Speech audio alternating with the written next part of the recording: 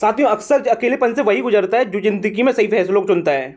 आप अपने लिए कुछ अच्छा करेंगे ना, तो दुनिया आपके साथ नहीं खड़ी होगी, क्योंकि दुनिया नहीं चाहती है आप कुछ अपने लिए अच्छा करें। आज अकेले हो तो चिंता मत करो, कल सक्सेस हो जाओगे तो दुनिया आपके साथ होगी। चलिए चलते हैं आज की करंट अफेयर सेशंस की तरफ। नमस्कार, मैं सूचक आप सभी का स्वागत करता हूं बाबा स्टडी 2 अप्रैल 2022 की करंट अफेयर सेशंस में। साथियों, आज की करंट अफेयर सेशंस के सभी क्वेश्चन सभी प्रतियोगी एग्जाम के लिए महत्वपूर्ण क्वेश्चन हैं, इसलिए सभी क्वेश्चन को ध्यान से देखें और ध्यान से समझें, क्योंकि काफ़ी एग्जाम में यहाँ से सीधे रूप से क्वेश्चन आ चुके हैं और यहीं से क्वेश्चन आते हैं। इसीलिए सभी क्वेश्चन को ध्यान से देखें और ध्यान से समझें। और पीडीएफ के लिए डिस्क्रिप्शन में दिए गए लिंक पर क्लिक करें, वहाँ से आपको पीडीएफ मिल जाएगी। चलिए चलते हैं आज की करंट अफेयर सेशंस के क्वेश्चन की तरफ। साथियों, आज की करंट अफेयर सेशन का पहला क्वेश्चन है, निम्न में से किसने 5वें विमर्श टैंक शिखर सम्मेलन में आभासी रूप से भाग लिया? दोबारा क्वेश्चन रिपीट कर रहा हूं, ध्यान सुनिएगा। निम्न में से किसने 5वें विमर्श टैंक शिखर सम्मेलन में आभासी रूप से भाग लिया? इसका सही आंसर है ऑप्शन ए, पीएम मोदी ने। साथियों, प्रधानमंत्री मोदी ने वर्चुअल मोड के माध्यम से 5वें विमर्श टैंक शिखर सम्मेलन में भाग लिया और इस सम्मेलन की मेजबानी श्रीलंका सरकार के द्वारा की गई, ये ध्यान रखिएगा। जो विमर्श टैंक का अध्यक्ष था 5वें विमर्श टैंक शिखर सम्मेलन के समापन पर थाईलैंड ने अध्यक्ष पद के रूप में पदभार संभाला। और ये बात भी याद रखिए, 2022 में विमर्श टैंक का 25वां स्थापना वर्ष है। चलिए इसी के साथ साथ चलते हैं नेक्स्ट क्वेश्चन की तरफ। आज की करंट अफेयर का नेक्स्ट क्वेश्चन है क्वेश्चन नंबर 2। पूर्व सीएम बीबी गुरंग का निधन, ये किस राज्य के सीएम रह चुके? बीबी गुरंग किस राज्य के सीएम रह चुके? इसका सही आंसर है ऑप्शन ए। और यह भी याद रखिएगा, बीबी गुरंग का सबसे छोटा कार्यकाल रहा है सिक्किम सीएम पद का।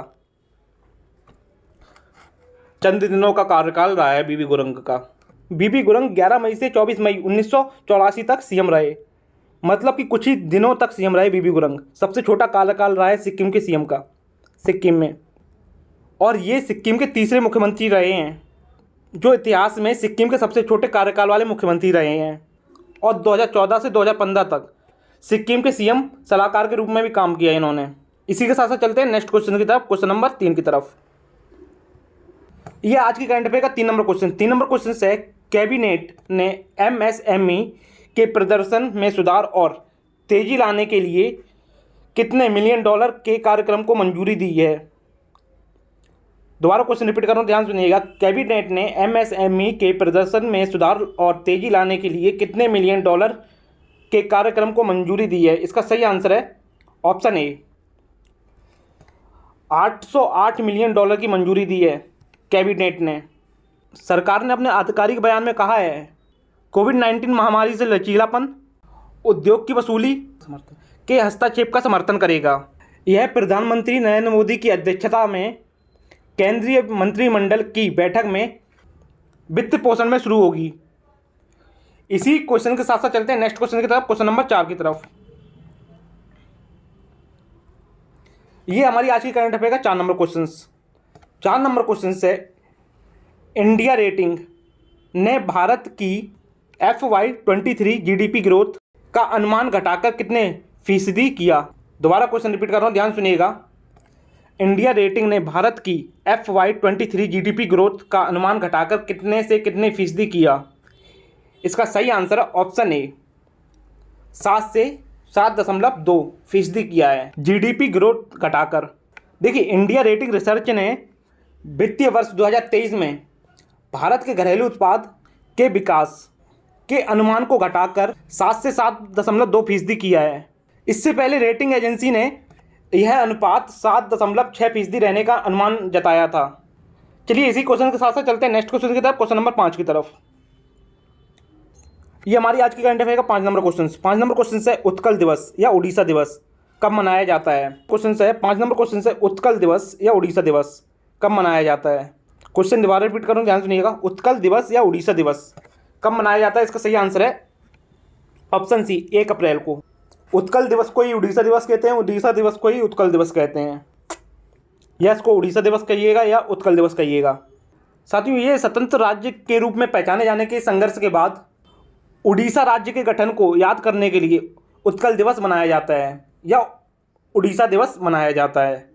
ये हर साल 1 अप्रैल को ही मनाया जाता है। इतिहास में बताया जाता है जो वर्तमान का उड़ीसा है ना, ये प्राचीन कलिंग का एक बड़ा हिस्सा रहा है। इस क्षेत्र में राजा अशोक के नेतृत्व में महाकाव्य कलिंग युद्ध हुआ है, जिसने 260 ईसा पूर्व में इस क्षेत्र में आक्रमण किया और विजय प्राप्त की। चलिए इसी क्वेश्चन के साथ साथ चलते हैं नेक्स्ट क्वेश्चन की तरफ, क्वेश्चन नंबर 6 की तरफ। ये हमारी आज की करंट अफेयर का 6 नंबर क्वेश्चन। 6 नंबर क्वेश्चन से किसने startup founders hub platform launch किया है? दोबारा क्वेश्चन रिपीट कर रहा हूँ, ध्यान से सुनिएगा। किसने startup founders hub platform launch किया है? इसका सही आंसर है, इमेज देख के आप समझ गए होंगे, ऑप्शन सी माइक्रोसॉफ्ट। माइक्रोसॉफ्ट ने भारत के स्टार्टअप संस्थापकों के लिए एक नया डिजिटल प्लेटफॉर्म लॉन्च किया है। माइक्रोसॉफ्ट के अध्यक्ष सत्य नडेला और माइक्रोसॉफ्ट का मुख्यालय रेडमंड, वाशिंगटन, संयुक्त राज्य। इसी के साथ साथ चलते हैं नेक्स्ट क्वेश्चन की तरफ, क्वेश्चन नंबर 7 की तरफ। आज की करंट अफेयर का 7 नंबर क्वेश्चन है, निम्न में से किसे भारतीय भुगतान परिषद के अध्यक्ष के रूप में फिर से चुना गया? मतलब कि पहले तो रहे हैं, फिर से अध्यक्ष के रूप में चुना गया। इमेज देख के आप समझ गए होंगे, ऑप्शन है विश्वास पटेल। भारतीय भुगतान परिषद को शॉर्ट फॉर्म में हम PCI भी बोलते हैं। PCI full form payments counselling of India. 2018 में विश्वास पटेल को PCI के अध्यक्ष के रूप में चुना गया था और उससे पहले 2013 में विश्वास पटेल को PCI के सह अध्यक्ष के रूप में चुना गया था। चलिए इसी क्वेश्चन के साथ साथ चलते हैं नेक्स्ट क्वेश्चन के क्वेश्चन नंबर 8 की तरफ। ये हमारी आज की करंट अफेयर का 8 नंबर क्वेश्चन है। 8 नंबर क्वेश्चन है, किस राज्य ने कैदियों के लिए व्यक्तिगत ऋण देने की योजना शुरू की है? ये सबसे पहली योजना है, अभी तक किसी राज्य ने ये योजना शुरू नहीं की है। दोबारा रिपीट कर रहा हूँ, किस राज्य ने कैदियों के लिए व्यक्तिगत ऋण देने की योजना शुरू की है? इसका सही आंसर है ऑप्शन बी, महाराष्ट्र ने। ये योजना हमारे देश की सबसे पहली योजना है, ये याद ध्यान रखिएगा आप लोग।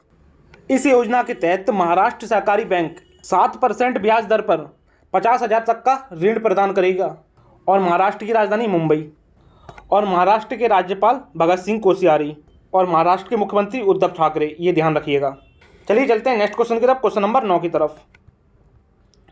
आज की करंट अफेयर का 9 नंबर क्वेश्चन है, किस सरकार ने विनय सामरस्य की पहल शुरू की है? दोबारा क्वेश्चन रिपीट कर रहा हूं, ध्यान सुनिएगा। किस सरकार ने विनय सामरस्य की पहल शुरू की है? इसका सही आंसर है ऑप्शन ए, कर्नाटक सरकार ने। कर्नाटक सरकार ने विनय सामरस्य की पहल शुरू की है। कर्नाटक के मुख्यमंत्री कौन है? बसवराज बोम्मई। बोम्मई सरकार ने राज्य की ग्राम पंचायतों में जाति पुनर्ग्रह के खिलाफ जनजाति जन जागरूकता के रूप में अभियान विनय सामरस्य की घोषणा की। इस योजना को 14 अप्रैल को डॉक्टर BR अम्बेडकर की जयंती के दिन लॉन्च किया जाएगा। ये चीज़ याद रखिएगा, 14 अप्रैल को डॉक्टर BR अम्बेडकर की जयंती के दिन लॉन्च किया जाएगा। चलिए इसी क्वेश्चन के साथ साथ चलते हैं नेक्स्ट और लास्ट क्वेश्चन की तरफ, क्वेश्चन नंबर 10 की तरफ। ये हमारी आज के करंट अफेयर सेशन का 10 नंबर क्वेश्चन है, लास्ट क्वेश्चन है। कैबिनेट ने महंगाई भत्ते महंगाई राहत में कितने से कितने फीसदी की वृद्धि को मंजूरी दी? इसका सही आंसर ऑप्शन ए, 3% से 34% तक।